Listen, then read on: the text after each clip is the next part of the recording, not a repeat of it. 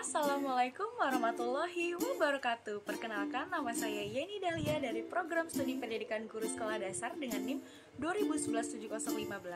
Video ini ditujukan untuk menyelesaikan tugas UTS mata kuliah konsep dasar IPA dengan dosen pengampu Ibu Sulistiani Putri Ramadhani, SPD, MPD. Alat pernafasan. Tahukah kamu apakah yang dimaksud dengan pernapasan? Pernafasan atau respirasi merupakan proses menggerakkan udara masuk dan keluar dari paru-paru untuk memfasilitasi pertukaran gas dengan lingkungan internal tubuh, terutama dengan memasukkan oksigen dan membuang karbon dioksida. Lalu, apakah yang dimaksud dengan alat pernafasan? Alat pernafasan merupakan organ pada bagian tubuh yang berfungsi menjadi tempat pertukaran oksigen atau O2 dengan karbon dioksida atau CO2. Pada pembahasan materi kali ini, kita akan membahas mengenai alat pernafasan pada hewan, pada tumbuhan, dan juga pada manusia. Alat pernafasan pada hewan. Tahukah kamu jika terdapat 4 alat pernafasan pada hewan?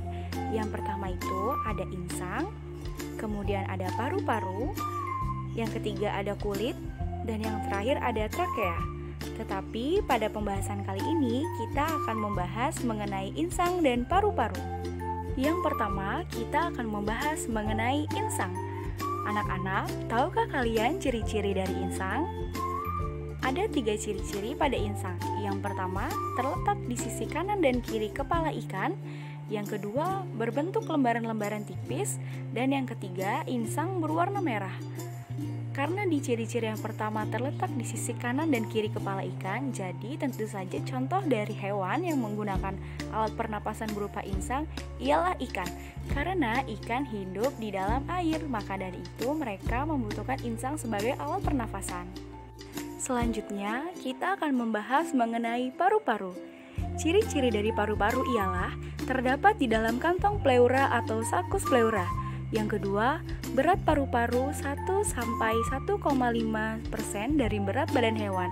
Dan yang ketiga, ukuran paru-paru kanan selalu lebih lebar dari paru-paru kiri dengan perbandingan 4:3. Lalu, apa sajakah contoh dari hewan yang menggunakan alat pernafasan berupa paru-paru?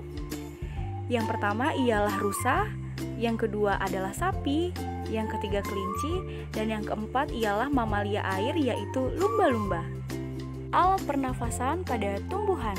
Stomata atau mulut daun merupakan alat pernafasan pada tumbuhan yang biasanya terdapat di daun, dan stomata juga hanya berukuran selebar 0,0001 mm.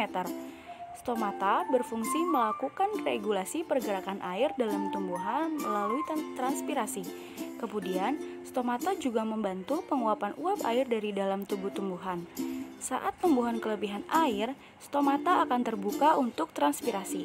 Adapun saat tumbuhan kekurangan air atau cuaca panas, stomata akan tertutup untuk menghindari kekurangan air. Alat pernafasan pada manusia. Paru-paru atau yang biasa disebut dengan pulmo merupakan alat pernafasan pada manusia yang memiliki ciri-ciri terletak di dalam rongga dada bagian atas, kemudian dibatasi oleh otot dan rusuk di bagian samping, dan pada bagian bawah dibatasi oleh diafragma. Paru-paru juga dibungkus oleh 2 selaput tipis atau yang biasa disebut dengan pleura. Pada pleura dalam disebut pleura visceralis, dan pada pleura luar disebut pleura parietalis. Sistem pernafasan pada manusia. Pertama-tama, udara masuk melalui hidung, kemudian masuk ke faring, lalu masuk ke laring, dan juga memasuki ke dalam paru-paru. Bagian-bagian pada paru-paru. Yang pertama itu ada trakea, kemudian ada bronkus, lalu bronchiolus, dan yang terakhir ada alveolus atau tempat terjadinya pertukaran oksigen dengan karbon dioksida. Mekanisme pernapasan pada manusia. Ada 2 macam mekanisme pernapasan pada manusia, yaitu yang pertama pernapasan dada dan yang kedua pernapasan perut. Pernapasan dada memiliki ciri-ciri otot antar tulang rusuk luar berkontraksi atau mengerut.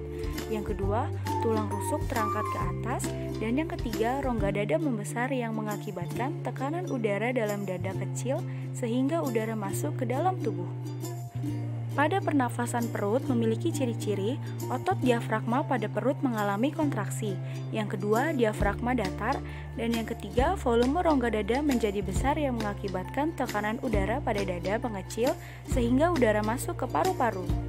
Nah anak-anak, sekarang kita coba ya bagaimana proses ketika manusia bernafas. Yang pertama ialah inspirasi atau memasukkan udara ke dalam tubuh, dan yang kedua adalah ekspirasi, yaitu mengeluarkan udara dari dalam tubuh. Seperti ini ya contohnya.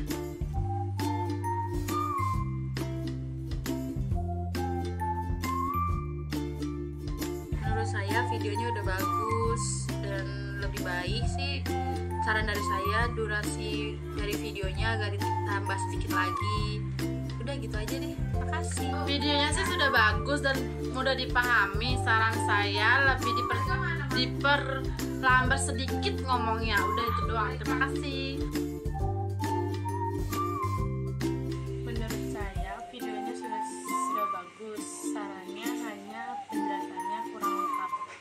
Sekian, terima kasih. Menurut saya videonya sudah bagus. Sarannya gambar animasinya ditambah agar terlihat bagus. Terima kasih. Video yang dibuat Yeni itu udah bagus, udah oke. Cuma ada beberapa hal yang harus diperbaiki, seperti suara. Jadi suara narasumber sama suara musik itu hampir sama. Kalau bisa dibuat perbandingannya, misalkan suara musik itu 40, suara narasumber 50.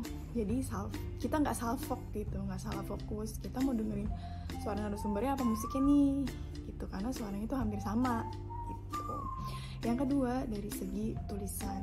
Nah, karena backgroundnya ini warnanya berani dan cerah, kalau bisa tulisannya pun warna cerah boleh, tapi kalau bisa yang warna-warna dasar. Kalau benar-benar merah sekalian gitu. Jangan pakai warna-warna muda karena itu hampir sama warna background. Terus yang ketiga itu dari segi penjelasan materinya udah oke.